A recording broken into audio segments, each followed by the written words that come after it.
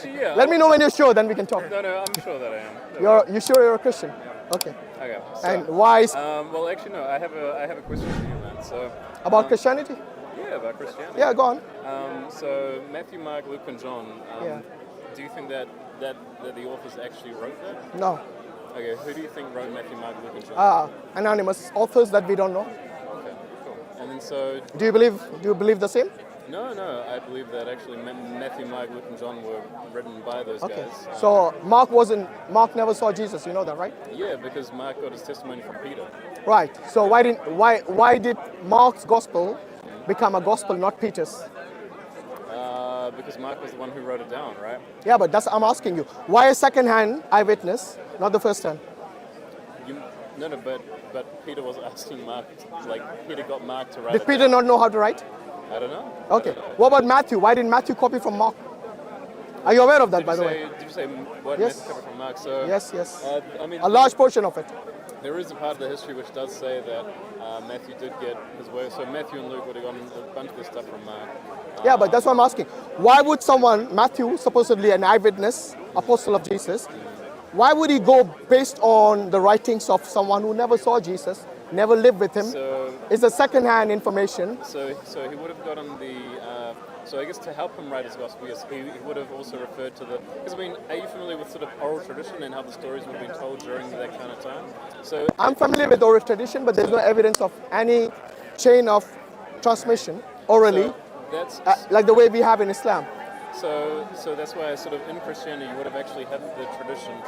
You would have had members of the community be able to essentially critique or correct what was actually written down, and then say whether or not these things actually happened. So But that's the thing, it wasn't written down until much later.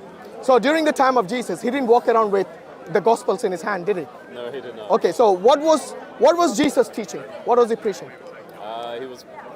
He preached a lot of things, but yeah, I'm not sure what you're. So if you don't know what Jesus preached, and you know what the Gospel writers preached, then it just shows that you don't have the teachings of Jesus preserved. But we do have the teachings based on things such as Non-eyewitnesses. such as oral tradition and textual criticism. We can actually deduce that these were the things that Jesus said, but also because You can't deduce if you have no evidence of oral tradition. Where's the evidence of the oral transmission, chain of transmission? So are you familiar with how oral tradition initially applied with the Actually, Jews? I'm very familiar. Yeah. With well, not the Jews, because even the Jews, if they did keep a chain of transmission, like the way the Muslims did, when the Hadith was transmitted, they know the chain. I'm just telling you how solid the chain of transmission is based on the Hadith and also the Quran actually. For Quran, we have the chain of transmission, and also for the Hadith. For every member within the chain, we know about them. We know about the biography. It's called Ilm al-Rijal. And we know that the reason many of the people who actually categorize the Hadith into Sahih, authentic and unauthentic, they would actually categorize it as unauthentic or even fabricated, depending on the chain of narration. So that became like the yardstick. So that's, I guess. So how would you, as a Christian, say that there was an oral tradition when we have no evidence of who the people in the chain of transmission were? So, well, first of all, let's actually look at essentially what the Jews were initially doing with oral tradition. So, back in the sort of Hebraic times, there are certain scriptures which actually talk about how the sort of young boys or young men had to have the Torah written both on their hearts and mind, and then so essentially they had to memorize all of the Torah, and then those, I think it's by the age of 11. Then if let's say they had successfully spoken the Torah word for word, they would then be able to go on to We are the discussing next the New Testament. But the reason why I'm using this is Why would you use the Jewish tradition for the New Testament? Because the Jews did not believe in Jesus. Finish, please. Yeah. I would appreciate that. So the reason why I'm doing this is because I want to help you understand the Jewish culture of the time, so that we can understand why the oral tradition was still important when Jesus came. Right? Okay. You made you alluded to the Jewish tradition. Correct. Do you know any Jews who memorized the Torah during that time? Can you name one? Do I know any Can you name one person? No, I cannot. Exactly. So you haven't studied the tradition, my friend. What do you know? You have superficial knowledge about their tradition, but the Jews at that time, if they did memorize it cover to cover, they wouldn't have stopped. You're talking really loud. They wouldn't have stopped. They wouldn't have stopped it today. Okay. Okay, so even today, you cannot find a single Jew who's memorized it cover to cover. Not a single rabbi. But I'm pretty sure, because I asked this directly to the Jews. Okay. And they didn't have an answer, so I doubt you will have it. I mean, You can Google it if you want, no problem. I mean, you know, Please Google it, yeah. If you can find me one name today of any rabbi who has memorized the Torah cover to cover, then bring it on. But today they don't have. Okay, you're saying it's cover to cover, okay. Yeah. So what you're going based on is speculations, not based on evidence. What about the Torah though? Because essentially Jewish boys were taught to try to memorize the whole entire Torah. There's no evidence. By the age of 11. My friend, this is something that you're saying, you have no evidence for it. I'm saying this is part of this historical tradition. Yeah, where's the evidence for it? Show me one Jew. You couldn't name one person who's memorized the Torah from the past. Because you haven't studied it. I haven't looked up individuals who have studied it. You haven't studied this, that's why. I haven't studied individuals, correct, yes. You haven't studied the tradition, you haven't studied how the science of preservation works. I'm talking about tradition, I'm talking about Look, history. unless you bring evidence, I'm going to not take your word for it. Okay? If you have evidence, please bring it forth, or what we can do is we can carry forth. By the way, do you have any manuscript evidence of the New Testament from the 1st century? Do I have any manuscript evidence? What about is it P64 or 57? I'll have to... It's called P63. Or P9 or something, yeah. Yeah, P63. From That's in Manchester. It's I believe... Do you know when it was? It's that small. It's a credit card sized fragment. Do you know how old it is? It's a very small fragment. Do you know how old it is? I think it's like 94. No, it's not from the 1st century at all. What? Yes. Look it up. You got Google there. Look it up. Well, P63. Actually, let me actually look at your other thing, man. So Yeah, you can look as much as you want, you know. Because these Google scholars, they'll come here and go Google. That's how they're used to. They don't actually research any of this. That's the reason they have to, on the spot, they have to Google it and find out. That's not called research. I don't have it all sitting in my... Bro, you're the one who came to discuss this topic with me. I was assuming you studied it at least. I was interested Maybe to they are here to know about these things. So, Yeah. Can you rule out that? so I'm here to ask. They don't know it. You can look. Maybe they are you here know- to learn from you. everything, so Yeah, but you know when you came with that topic as your opening topic, I was under the impression you actually studied it. I mean, I have... But it looks like you only have superficial knowledge. I know very sort of base level in regards Exactly. to history and tradition. Yeah. I don't know... So let's not discuss topic you have only superficial knowledge. Discuss something that you have actual knowledge of. That I have- Then we can proceed. Otherwise, what's the point, you know? Then he's saying yes, then no. Yeah. I mean, I'm just saying, you know, yeah. By the way, do you actually believe Jesus is God? Yeah? Even though Jesus never explicitly claimed that. He said, before Abraham was, I am. Yeah, that doesn't make him. If he said before Adam was I am, then he would have a point. Before Abraham, many people existed. Yeah, so what's You can laugh if you want, but that's true. the funny thing about it? That doesn't... Why? That doesn't really What's the change. big deal about before Abraham existing, Jesus existed? Did the angels exist before Abraham? The angels, did they exist before Abraham? So they're God then, according to your principle. Adam, he was before. I know. He said before Abraham, I am. Is what he said. Bro, wait. Do you believe God has a God? Do I believe God is a God? No. Did Jesus have a God? He had the Father, so he Which is his God. He did pray to the Father. By the way, do you know the Father is his God? You got a Bible on you? Kingdom be thy. You can hum as much as you want. I'll show you from the Bible. Show me, Because humming, meditating won't work now when I have the evidence from the Bible. show me. It's in John 20:17. John 20:17. Yeah, Well, read it. I still need to look up the little Jew thing which you were saying, man. I still need to find a Jew. Like I that said, can memorize study it Torah. before you already admitted you have superficial knowledge of that. You should give him some. So John 20:17, this is where Jesus is telling Mary Magdalene, I've not yet ascended. Yes, go and tell my brethren that I go to my Father and your Father, my God and your God. So when Jesus says, I go to my Father and your Father, he's not claiming that the Father is only his Father. He's claiming he's the Father of all the believers. And then he says, I go to my God. Yes, what does that mean? That he has a God. Sorry, you're talking so loud, right close to me, man. What's that? You're talking very loud, close to me. Okay, no problem. No need to get emotional. Just tell me to speak. Speak slowly. Man. Because no, I'm not saying that's slowly. fine. I mean your volume, man. So do you- Your okay. volume's very high, man. I'll lower the volume. Let's see if your argument works further. I'll come Oh, no need to run away. I'll come back. No need to run away. Is that the emotional argument now? It's very Okay, anyways. So based on John 20:17, Jesus says, I go to my God.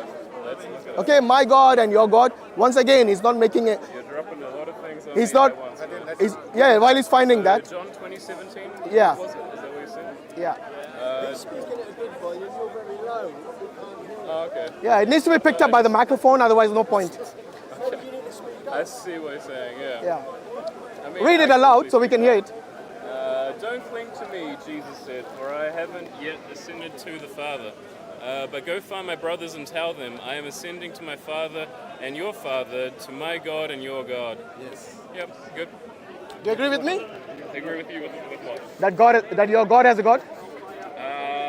Well, I mean, from the looks of this, yeah. So he says, to my God and your God, yeah. But So, earlier you said God doesn't have a God. But now, based on your Bible, your God has a God. okay, I see what you're saying. But sorry, Interesting, I've never actually come across didn't Jesus say, Bro, I and the we're in the Father are middle. one? We're in the middle of a Oh, discussion. sorry, I know. Let's deal one point at a time. Yeah. No, so yeah, actually, yeah, you're bringing up a bunch of points that I haven't Okay. come across yet. So Once again, first of all, Yeah. I do want to say thank you to you. Though, No problem. because You're welcome, bro. I haven't actually found these Yeah. before. do you? Now I'm going to ask the same question again. Let's see if you have changed the answer. Hang on. So, because there was three things which were brought up. So there was the John verse, there was the memorization of the Jews, and there was the other one, the The P63. Can't hear anything actually. P60. So based on that passage which you just read in John 20:17, where Jesus explicitly states that his Father is his God. That he says, yes. Yeah? He says, to my God and your God. Yeah. And then before that he said, my Father and your Father. So do not touch me, for I have not yet ascended to my Father. Yeah. Go to my brothers and tell them. Yeah. Tell them what? Tell them I am ascending to my Father and your Father, to my God and your God. Yeah. Yep. So now can we conclude based on that Well, that I the mean- Father is the God of Jesus? But I mean, essentially, we can also say that that Jesus did submit to the Father, though. So technically, the Father can still be Jesus' God, while Jesus also being God. You know, How many it's not gods do you believe in? One God, man. Which one is that? The triune God. But you just said the Son, Holy Father, you just said that Jesus submits to the Father, Correct. and Jesus also considers the Father as his God. Spirit as his, yeah. Yeah. So Does God have a God? Does God have a God? No. There you go. What do You've you- answered your Like, question. I'm just like, Go home and watch this because I don't think the penny has dropped yet. Am I right? Alright, man. What's your name? I'm Matthew. Hello. Matthew? Yes. Hashim. Okay. Look, the reason we reject Jesus, by the way, Muslims, we, unlike the Jews, we accept Jesus as the Messiah. He's one of the mightiest messengers and prophets of God. So as Muslims, we cannot even imagine to insult or mock him in any way, shape or form. Article of faith for us. When a book like the Bible has statements from Paul, I don't know if you read this. This is in Galatians chapter 3, verse 13, where he condemns Jesus as a curse. He became a curse. Yes? You mean because he was hung on a cross? Yes. How can someone Or cursed Who the is- man who was on a tree? who is supposedly the Son of God for you and even God, how can that be cursed by God? Well, because when Jesus died, the curse died with him. Who So cursed it Jesus, seems by the way? like- Did you say who cursed Jesus? Yeah. Whose curse was on him? I'm not sure what you mean by that, sorry. It's in Galatians 3:13. Read it. You said whose curse was on him? Yeah, because for someone to be cursed, he has to be cursed by someone. Okay, it's not just someone, like the curse comes from out of nowhere, because the curse doesn't have a will of his own. So he has to be cursed by someone. But Jesus has rescued us from the curse pronounced by the law. When he The was law. hung on The law was cross, also a curse. He took upon himself the curse of his wrongdoing. For it is written in the scriptures, cursed is everyone who is hung on a tree. Yeah. So who cursed him? Well, it sounds like the law was the one which cursed him. No. The law itself was cursed. The curse of the law. So according to Paul, that is a statement of Paul, by the way, in Galatians, the letters to the Galatians by Paul.